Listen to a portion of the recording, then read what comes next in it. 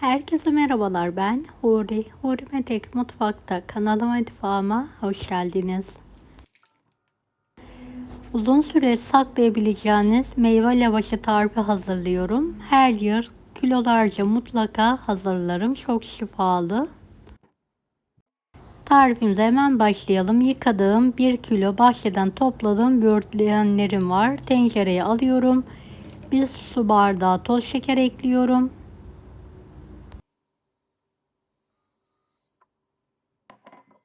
Şöyle bir karıştıralım. 1 su bardağı da su ilavesi yapalım. Kapağını kapatarak ocağın üzerine alalım ve pişirmeye bırakalım.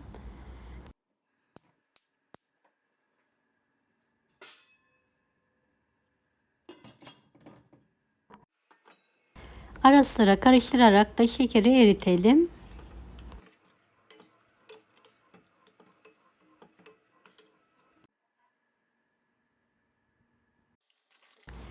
Evet, 1,5 yemek kaşığı nişastayı uygun bir kaba alalım. Üzerine yeteri kadar su ilavesi yaparak açalım.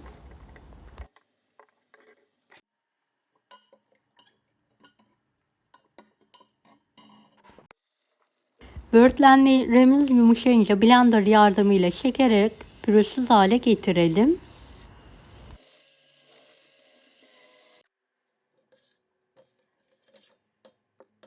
Hazırladığımız nişastalı karışımı ekleyelim. Evet, tekrardan karıştıralım.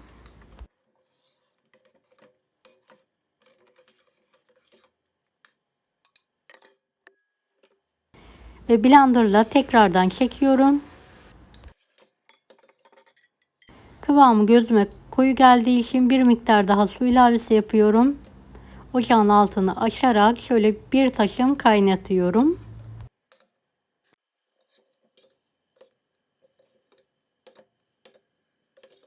Evet, kıvamı bu şekilde olmalı. Altını hemen kapatıyorum. Fırın tepsisine fırın kağıdı serdikten sonra şöyle ince tabaka halinde dökerek yayıyorum.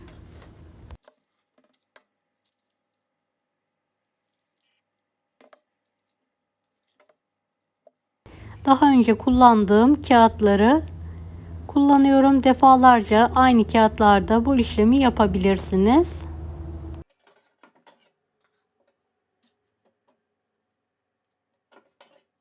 Evet, bitene kadar tepsilere dökerek yaymaya devam ediyorum.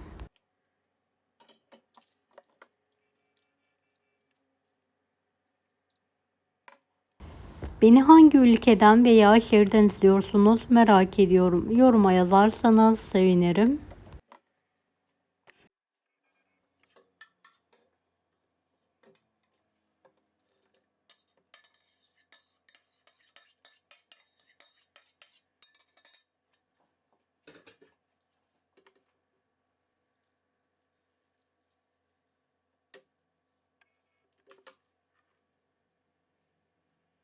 Son tepsiyi de döktüm ve yayıyorum. Daha sonra güneş alan yere kaldırıyorum ve kurutmaya bırakıyorum.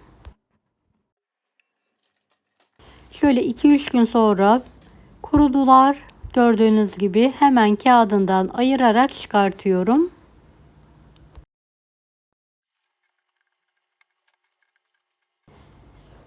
Eğer çıkartmada zorluk yaşıyorsanız biraz daha kurutabilirsiniz. Evet, meyve lavaşım hazır. Makas yardımıyla şöyle uzun şeritler halinde kesiyorum ve rulo şekilde sarıyorum.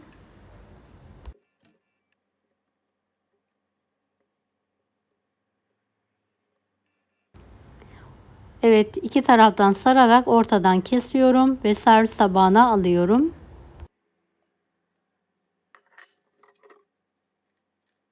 Sararken çekirdekli parlak kısmın dışında kalmasına dikkat edelim.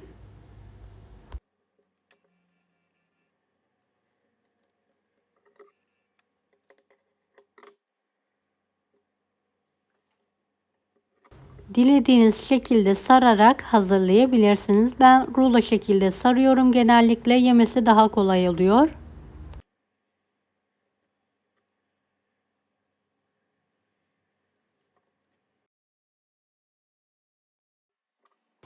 Dilerseniz arasına fındık, ceviz, fıstık, daha farklı malzemeler de koyarak sarabilirsiniz. Ben sade olarak sarmayı tercih ettim. Yanında çerezle ikram edebilirsiniz.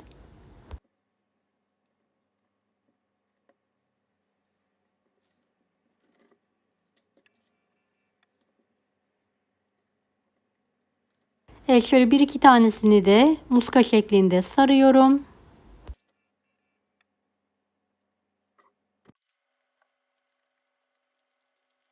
Evet, kalanları kağıttan çıkartarak ayırıyorum.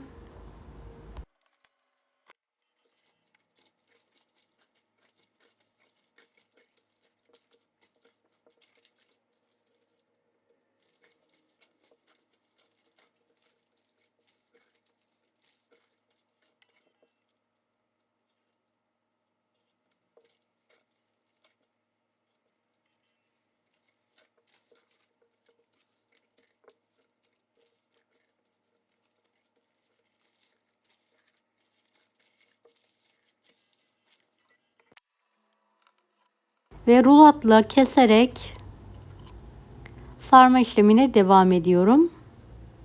Dilerseniz muska, dilerseniz rulo olarak hazırlayabilirsiniz.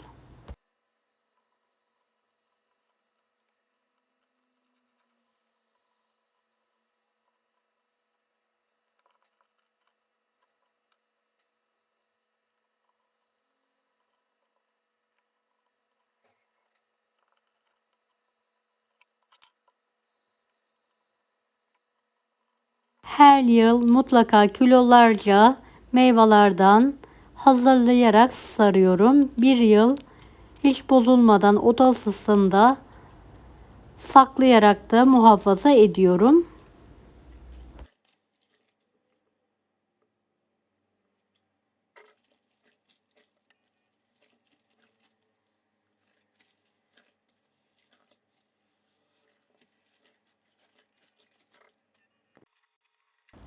Her türlü meyveden hazırlayabilirsiniz.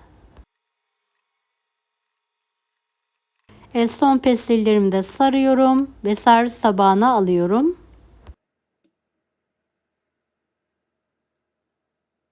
Hem şifalı hem de lezzetli bir pestil oldu. Mutlaka deneyin.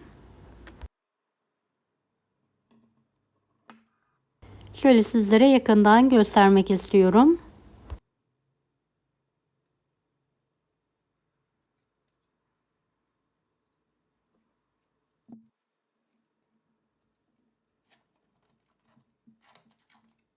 Deneyecek olan herkese şimdiden kolaylıklar dilerim. Kanalıma ücretsiz abone olmayı unutmayın. Bir dahaki videolarda görüşmek üzere. Allah'a emanet olun. Hoşça kalın.